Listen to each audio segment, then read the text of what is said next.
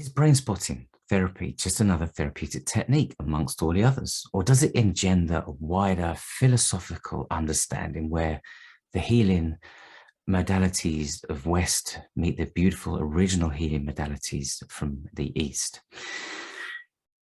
And can brain spotting really bring deep relief, health, healing, and love? Love? Can therapists, psychologists, and the likes even say love anymore? Well, yes. And in this video and in the All in Trauma podcast, David Grand and I discussed exactly this. What is the role and the importance of love in psychotherapy, health, and healing? So I hope you enjoy it. And for the full podcast, go to All in Trauma on your usual podcast providers. See what you think of this. But it's like we're not close to understanding a fraction of what neurobiology is about. We're not close to a fraction of understanding what the universe is about. So why should we go around with principles that are based on the fact that we can and do? That's the whole thing about the uncertainty principle, which is also a spiritual principle as well as a scientific one, a neuroscientific one. I love that. The uncertainty principle is a stroke of genius, I think, because I mean it speaks so much to, rather than I speak for myself, not just for those that I meet in trainings, but I speak for myself. It's so liberating, uncertainty. And initially, when introduced to some of these concepts and moving outside of this kind of indoctrination and inculcation of this kind of rules that we kind of brought up with, it can feel quite scary. But the uncertainty brings a certain liberation that is, once it's embraced, is so fantastic. And it's interesting, we listen to our clients and our people that we work with for how they respond to it, like say. And it just seems to create a presence and a flow of healing that I've never seen before, once the uncertainty is fully embraced and integrated. Right. Well, it's only scary the way an inmate feels scared when they leave prison after being incarcerated for many years, and some, it has been said that some people get in trouble to go back into jail because it's too, the freedom is too frightening. And to some degree, there are some people get exposed to the uncertainty principle who run back into the prison of certainty because it's too, unfortunately, frightening. In our essence, there's nothing frightening about it. It's only after all that inculcation, as you were saying. But how can you have attunement without uncertainty? How can you have presence without uncertainty? How can you be a witness without, uncertainty? How can you have compassion without uncertainty? Now, I'm demanding that you answer each and every one of those questions for us. So. Here we go. But I mean, it's rhetorical, but it's it is debatable, I suppose. Yeah, well, I mean, it gets to the point where how can you have certainty about anything? And I just love how that's met at so many levels. And it was really interesting as well. I'm hearing you. You may have been speaking about this for some time, but I'm hearing you speak more so about kind of connections between Eastern and Western approaches to healing, which I think is a fantastic union and integration between two. And without each other, there's something missing. There's a wonderful kind of alchemy, I think, that happens between the two. But let me jump in. You have to have the Eastern before the Western. Oh, yeah. If you try to have the Western before the Eastern, you'll never get to the Eastern. And when you start with the Eastern, get to the Western, a lot of the Western just sort of, fades away. Yeah. Well, the more, over the last 10 or 15 years, the more I've become studying into the Eastern approaches, it almost makes a mockery with a lot of the Western approaches. The Western approaches are so dressed up in all sorts of kind of research and rigor, and surrounded and infiltrated with certainty. It's incredible, because what the Eastern approaches often teaching is about uncertainty, which is something we're trying to disprove through p-values and things. And I love it that the idea, you know, it's what's it, samsara in Buddhist terms, you know, this delusive appearance we have that everything is how we see it, you know, and even the quantum physicists, like Ravelli's words that, you know, there are no objects in reality, there are only relationships, you know, and this has been known all the way along in Eastern approaches, and something we've almost drilled out of ourselves and having to relearn in the Western approaches to psychology, and certainly when I studied. Mm. Well, the Eastern has been around a lot longer than the Western. Okay. And do we honor the wisdom that has evolved over thousands and thousands of years? Do we honor indigenous wisdom? People having medicines that they go into the rainforest with and they come down with. Where did they get that from? Well, you know, thousands of years of experimentation and you know, relying on one's intuitive sense and then having it become collective and having it, you know, pass on generation after generation. You can't beat that with a couple of hundred years of, you know, of a scientific approach. Mm-hmm. You know? And then what do you do with the scientific approach becomes a question. If you're brave enough to ask, you know, you ask it with the context of, well, maybe we release it. Maybe we don't rely on the scientific approach. You know, you have to at least ask that question, and or at least the Western scientific approach. Mm-hmm. But then from there, you can start to find what things really have value, you know, what things we can really bring around. And again, that goes to the neuro-experiential model. That one, but it's really fantastic, and I love as well the exploration around these approaches, and you know how brain spotting I feel is open and in and can be easily integrated to a lot of these areas of interest, you know, ancestral work and you know and all these kind of things. But I really find that as well. That can be really powerful and effective as long as it stays within the framework of being uncertain and attuned and let the rest happen in the way that it needs to happen. But as soon as we start trying to get attached to outcome, you know, something starts to become lost, doesn't it? And this is where I feel, even with the best intentions, sometimes myself included, you know, we can find ourselves straying off into a path where we've lost that sense of uncertainty. And this is where I feel that the outcomes or the progress, the journey becomes compromised. Yeah. I want to just mention ancestral things. First of all, you know, it's exponential. So you have 2 parents, 4 grandparents, 8 great grandparents, 30, you know, 16, 32, 64, and 128, and it goes on. And before you know it, you know, you're in the millions. No. You don't have to go that far back before you're in the millions. No. So our ancestors are, you know, vast, you know, in that way. So we never, you know, we like to think, oh, I'm getting this from my grandfather, you know, and in some ways you are, but there's always at the grandparent level, that's 4 people. Mm-hmm. You know? So if you think it's 1, you're only 25% of the way there. Mm-hmm. And the genetics is a powerful part of it. You know? And our genetics will go back directly to a parent, one parent, another, or it might go back 3 generations. Have something expressed that goes back to great-great-grandparent, a great-great-grandparent, or 2 great-great-grandparents, or 1 great-great and 1 great-great-great, you know, and there it is. So it's the confluence of that, as well as the energy memory and the body memory and all of these things. 2 thoughts on that. 1, we talk in our field about generational trauma. You know, how often do you hear people who aren't indigenous people talk about generational gifts? Okay. And that we're always looking to try to understand and process the generational trauma, but we're not looking to understand and access the generational gifts that come to us.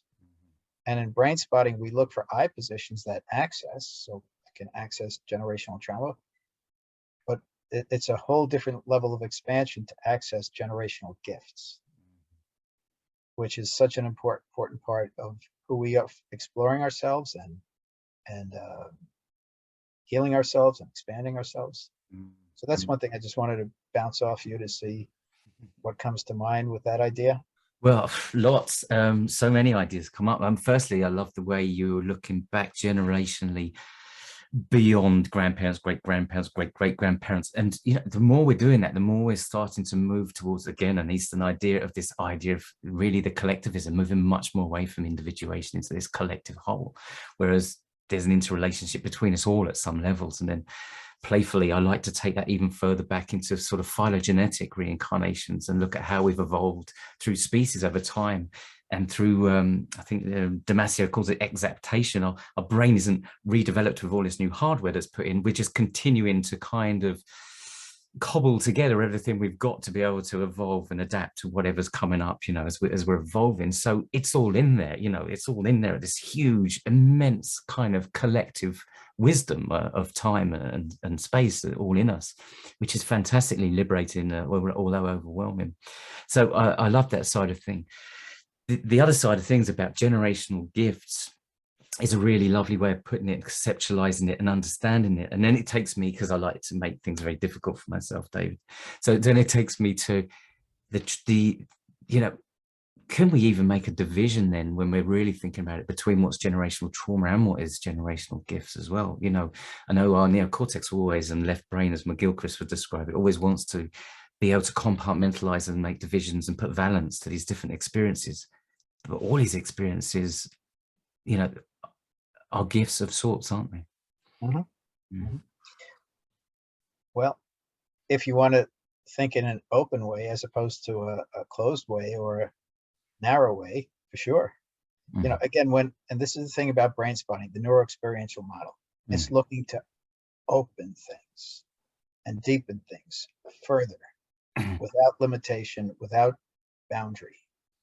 You know, it's to be open, to be curious, to explore, to receive, and to know that it's endless, and to be able to surrender to that, to be able to celebrate that. I want to just throw out another thing I've been wrestling around with and see what you do with it. When we ask in brain spotting or any other therapy, well, oh, what do you feel in your body now, or where do you feel in your body now? The person responds, it's my chest, my stomach, my knees, you know, and sometimes they'll give detail about what it is. I mean, it sort of struck me, and this is my hypothesis, bias, and so on, that any body experience, anything that's experienced in the body, is pre-verbal and precognitive. Okay, direct.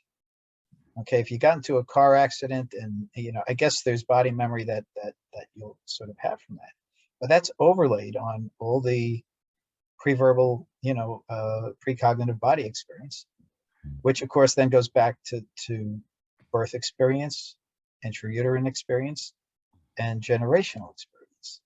So I think that when we work with that which is in the body, we shouldn't fool ourselves into thinking that it has anything to do with when we were 8 years old or 15 years old or 22 years old or whatever. It's all, let's say, 2 years and earlier. Yeah. And developmentally goes back from that. And the idea is we're getting access, that the body gives us direct access to this pre-verbal, precognitive experience and a chance to process it through, and in uncertainty, to realize that we'll never know anything but a shred of what this really is. But if a person goes from an activated body at a suds of 8 to a body to a body that's more relaxed and open at a suds of 2, okay, and then those, you know, they go back and they say, oh, you know, I don't see that angry face anymore, or it's faded away, or it's kind of smiling and so on. You know, we adultomorphize it, you know, as opposed to recognizing that it's just very early. And again, my hypothesis is that 100% of the body experience is pre-verbal and earlier, and that when we work with people, assuming what I'm saying is accurate, we should know it. And it seems so simple and so straightforward. Mhm. Yeah, I totally agree with that. And the foundational and developmental experiences, even going back, like you say, in utero and before, are going to be the basis of that experiential. And it reminds me of a wonderful kind of example of that when someone was describing about how holograms are made up, and holograms being made up of layer and layer and layer and layer and layer and layer of information, and you kind of get this 3D kind of picture, vision, image coming out at you, but it's kind of blurred at the same time. And, you know, just kind of likening that to our bodies also layering up those experiences. And we try and look in and locate something with sharpness and accuracy, but it's always got this kind of, you know, holographic, opaque quality to it where we can feel it but not quite see it. You know, because I think is agreeing with you, because we've got all of those layers of experience that are well outside of conscious awareness. Mhm. Mm. You know, when we use language, it's always inadequate. Okay, when Mm. we talk about the brain and the body and so on, if you talk about layers, Mm. that's the best we can do to conceptualize and language it and so on. Mm. It's not even really layers, you know. I mean, Yeah. we have to have something to say, but what you're describing is not layers. Layers is literal.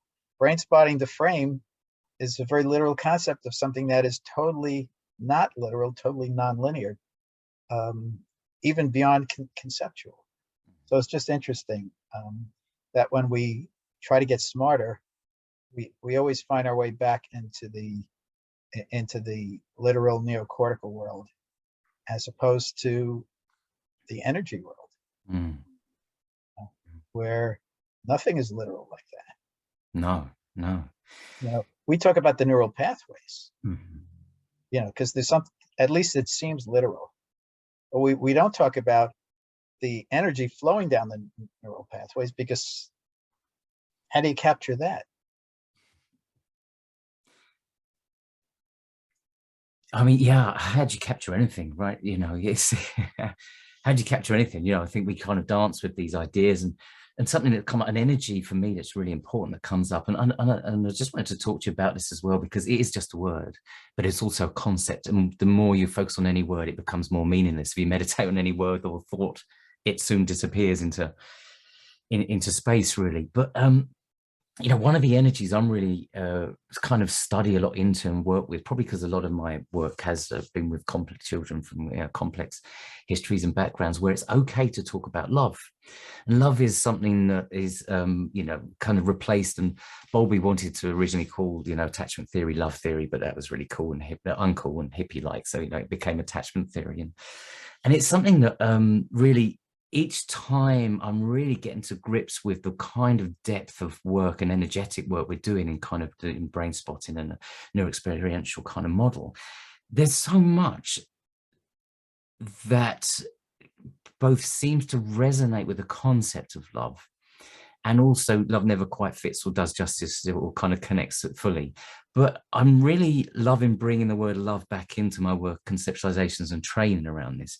I just feel it's been neglected for a long time for all the wrong reasons, and it's one of the most powerful energies around, you know, relational energies we have. And I think in brain spotting, Mhm. when we're talking about dual attunement and we're talking about kind of the real connection and that kind of resonance we're having in attunement with another client, you know, that there's love in there. That is part of the kind of energetic kind of transference happening. I Well, don't know what you think of that. well, when Freud used the term libido, Mm-hmm. it wasn't sexualized at first. It meant love, the attachment of love, the energy of love, all of these things. And of course, once you translate it into English, you know, when you have medical doctors doing it, it's, you know, get away from this the soulful aspect of it. Uh, you know, we could talk about this for, you know, weeks and beyond. Um, but you can't have healing without love, you know. Um, and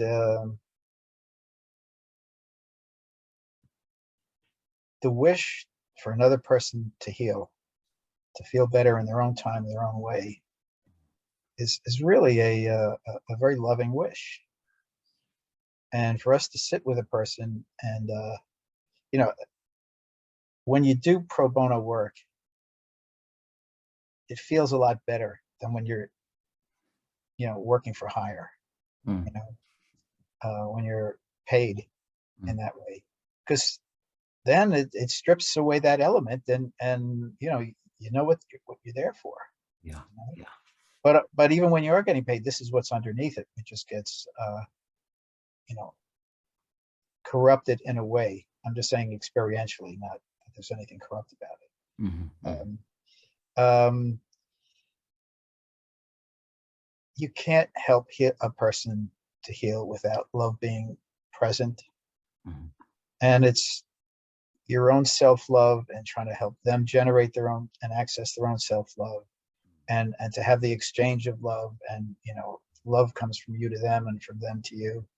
um, and talk about the frame, you know Yeah. uh, that's the most non-linear frame, Mhm, but that's really kind of what the ultimate frame is. mm, mm. And to the degree that you can't define what love is, but you can kind of know it, you can kind of feel it. Yeah, and it's kind of, one of the foundations of love seems to be around acceptance, doesn't it? About we're kind of allowing ourselves to accept whoever that person is that we're working with, and whatever's turned up for them at that moment in time. Maybe, we're just walking into a session. And in a way, kind of even, us being able to be open and accepting that is showing something loving to that the person that's turned up right there and then. And in doing so, there's that kind of internal love. It's like, and expecting our clients, as hard as the pain is, to then be able to turn acceptance by an acknowledgement towards their own pain, their own activation in the system. And it just seems to be this reciprocal, we can call it co-regulation, but it's also reciprocal kind of sense of love and acceptance that seems to be the core of this healing. And I think, Brainspotting really allows for that. And in raising this, it perfectly fits with the neuro experiential model, Mm, and it has no place in the psychological or psychotherapeutic model. mm, So it's a great way to illustrate the difference, or the mm, differences. mm, See, it's not only like okay for that to be part of the neuro experiential model. It's not only okay for it to be part of the frame. It's essential to be part of the process. Think of the difference between where something is not there, not considered part of it, to where in another model it's essential to. yeah. And where does love fit in with science? Well, if science is the study of the universe and love is in the universe, and it's one of the most important forces in the universe, then science has to be able to acknowledge and recognize that, especially these so-called science of psychology. Mm. Oh, wouldn't that be nice and refreshing? Rather than reduce everything down to a cellular level, we can actually kind of embrace and look at the kind of entirety of this kind of energies, including love. I mean, that'd be research I'd be interested in doing. But thank you for everything, for being such a great friend, mentor, and visionary, and really, for enlightening so many of us in the way that you have with your discoveries as we together, make these kind of, we just do this work together, and it feels beautiful. So thank you.